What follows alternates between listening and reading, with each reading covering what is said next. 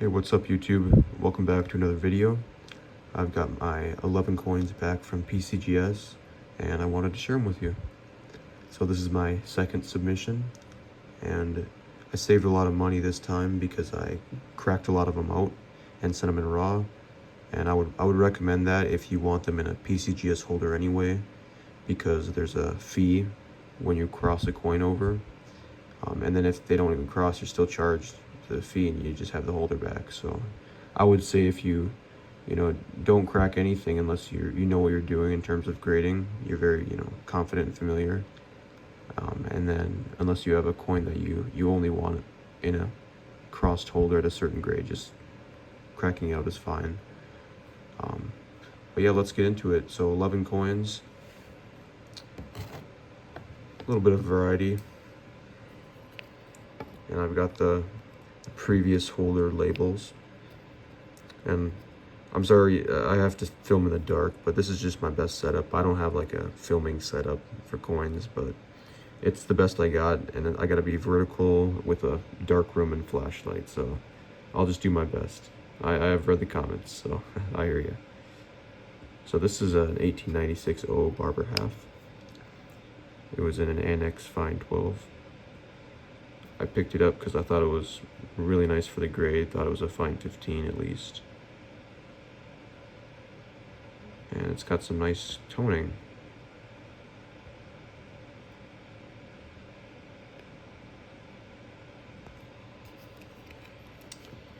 And especially on the reverse, there's some nice color.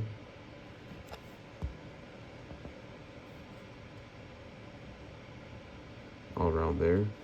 Just a hit right there on the wing. Besides that, nothing really wrong with the coin. Just nice circulation. And came back VF20. And this coin's already sold, so just filming this before I send it off. But yeah, nice coin.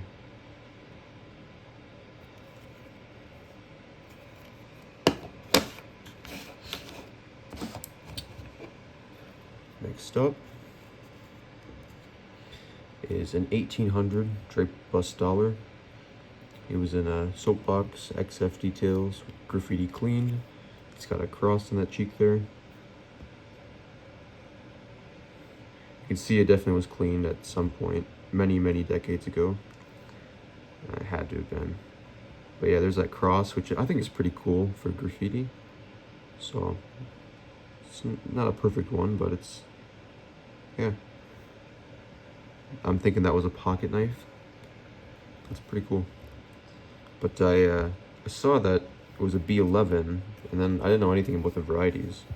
But I saw I didn't know what that was, but I did some research, Americai. And then I saw the date. It's a wide date, and then if you take a look, it's actually a low 8 variety. So it's a little lower than the 1, which is wide date low 8 Americai. It's pretty rare. So it did go, let's see here. Oh, sticker's sticking.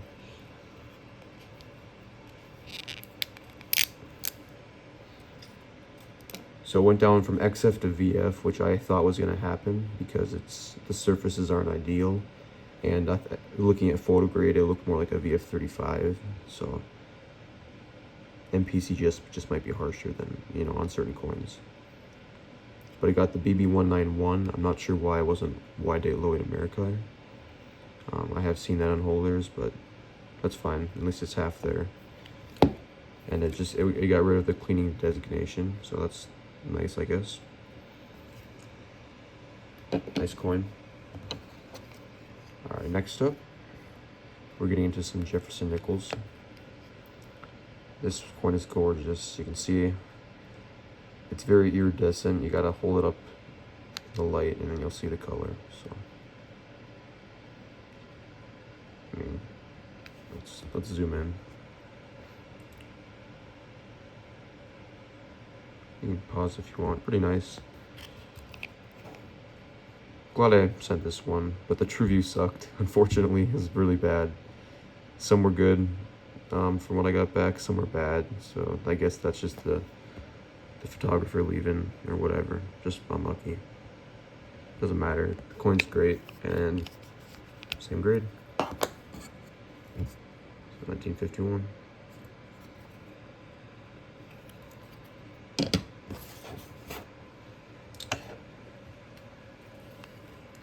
This is a 1948 Philadelphia, and it was a weird coin. I only picked it up because there was some good lighting at a show. I was able to see the color, but MS63 5 steps, a little bit of luster.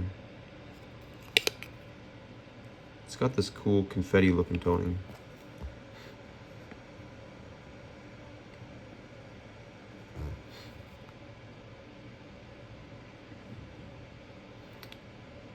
Yeah. It's nice. True View is okay. I mean, it's not the most attractive coin, or, you know, it doesn't have that pop, you know. But it did come back as a 63, but no full steps.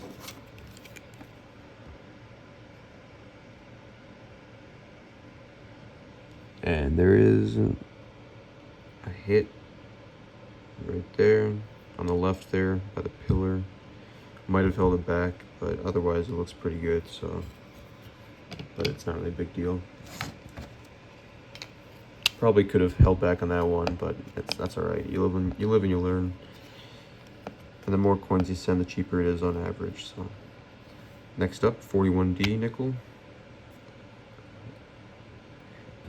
Sent this to Annex and was pretty happy with that grade. 66 5.5 steps. So Annex does 5, 5.5, and 6. So this is a nice coin. Got some blurred rainbow toning. And I need a better setup here. One day. Maybe I'll put the True Views in. Yeah, really cool. True View is alright. Showed the contrast for sure. And then there's a little rainbow up there. Steps, there's a hit there. And came back 66, no full steps, so it's all right. Yeah, I guess if there's a hit, it doesn't really have an impact on the grade, but it might take away the steps. So still love the coin. And there's that scratch. I actually haven't hit it with plastics yet, but it's always on a nickel, man. They just dig into my coin. Just one, just to let them know who's in charge. So, or let me know. So, 1843 seated Liberty dime. This is a beauty. This was an interesting coin that I found in this holder, because you know, it's usually just overgraded Morgans and whatever. But ICG AU53 seated dime. Pretty nice strike, which enhances the toning, I believe. You can see that. It's just nice, cool blues, purples. Oops.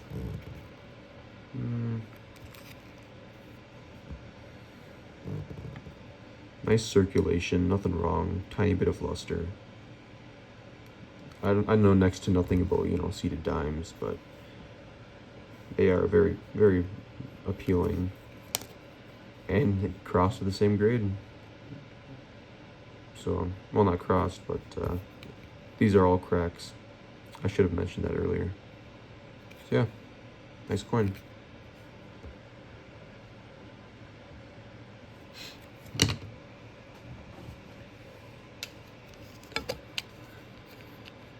Next up is a 1900S barber quarter.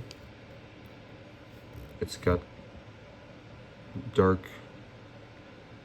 I'm not sure what you call that, but just a dark patina with some green and orange. Nice True View on this one.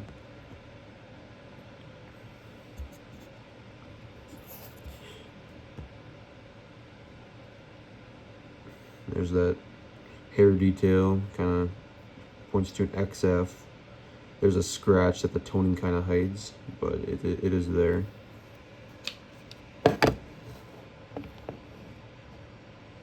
And then nothing really wrong with the reverse. A little bit of color.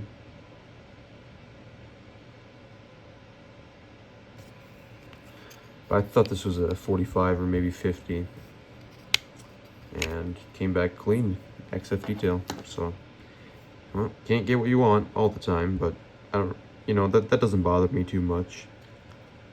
It's still the same coin, so it's kind of surprised it got clean.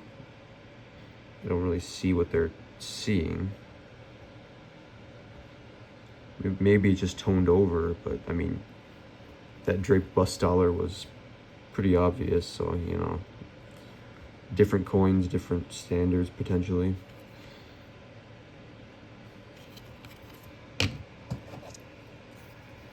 And this is the last of the cracks. This was 1893/2 barber dime. Oops, stay there. So this was in an AU detailed soapbox, and green 3479.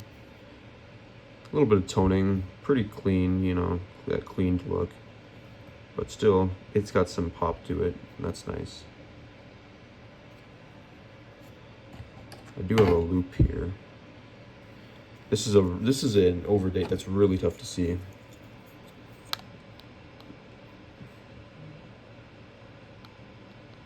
But on the bottom, dirty. On the bottom knob of that 3, right to the right of there.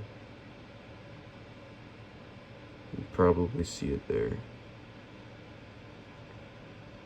Just that little part of the 2 exposed. But yeah, definitely is that variety, so that's nice.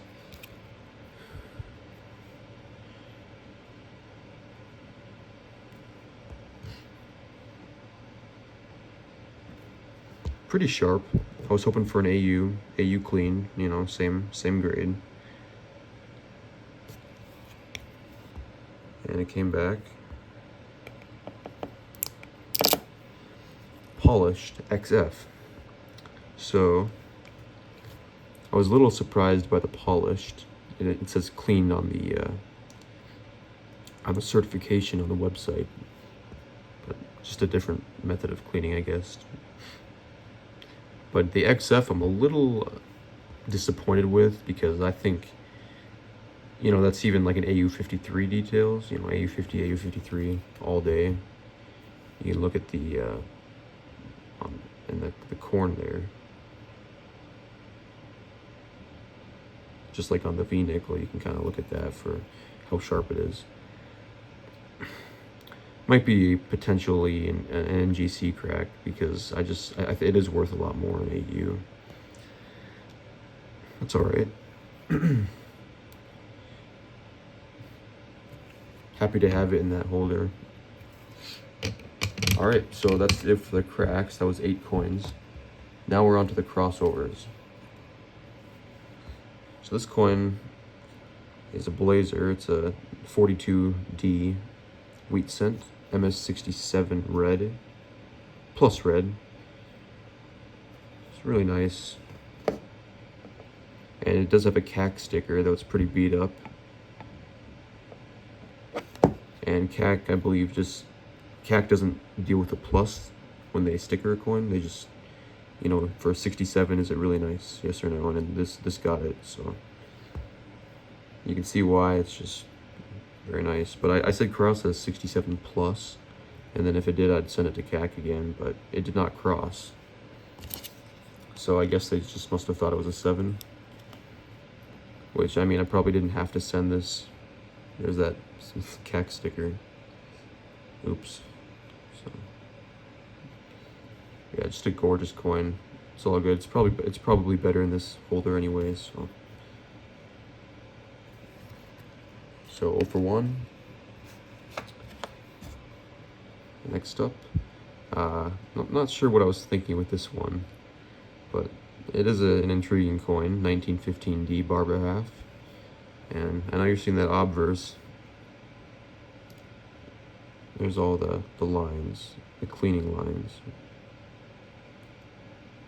Not the good kind that you see sometimes on the proof likes and all that.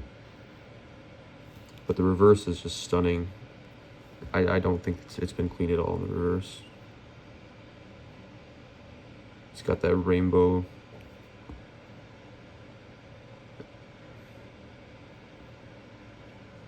So I picked it up because of the rainbow and the holder. I wasn't sure it'd be, you know, if it'd be clean or not, but it does have nice color. I said cross it a 60 or higher, but it came back as did not cross clean, so fine with me. 61, you know, maybe an AU58 would have made more sense if they were going to straight grade it. But yeah, still a really nice coin. Love that reverse. The Barber is my favorite coin, so yeah, that's that. 0 for 2, and the final one.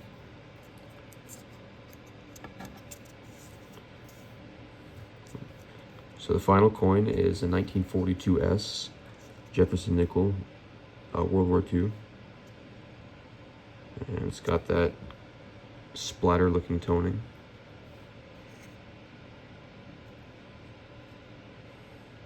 It's an NGC MS66 5 steps. Was its that was its previous holder, and the reverse is what you gotta write home about. It's just amazing.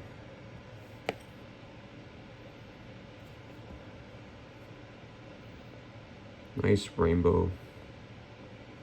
Definitely full steps on this one. I think we can see that PCGS is harder on the full steps. But yeah, just really cool. I'm not sure what caused that that array of toning. I'm thinking it was caught between something. I don't know if it was another coin, but pretty cool how both sides have a different look. And it came back the exact same. So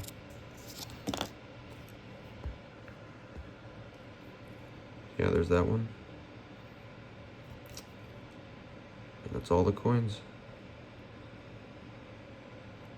And there will be more videos coming up. So give me feedback, let me know what you think, and I hope you enjoyed. I'm not too great at making these yet, but I'm just trying to get them out there, you know, if you can see the coins and maybe guess the grades, it's fun, so.